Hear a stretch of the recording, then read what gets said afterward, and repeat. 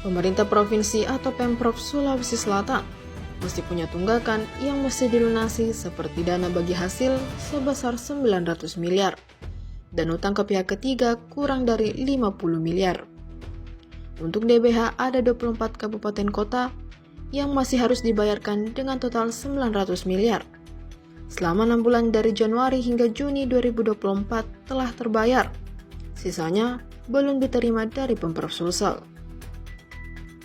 Itu disampaikan langsung oleh Kepala Badan Keuangan dan Aset Daerah atau BKAD Sulsel, Salehuddin pada Kamis 9 Januari. Bobi Sapan Akrab, Kepala BKAD Sulsel tersebut mengaku baru bisa menyelesaikan pembayaran DBH untuk 24 kabupaten kota pada bulan April 2025 mendatang. Ia mengaku tak bisa menyelesaikan pembayaran DBH itu pada triwulan pertama 2025.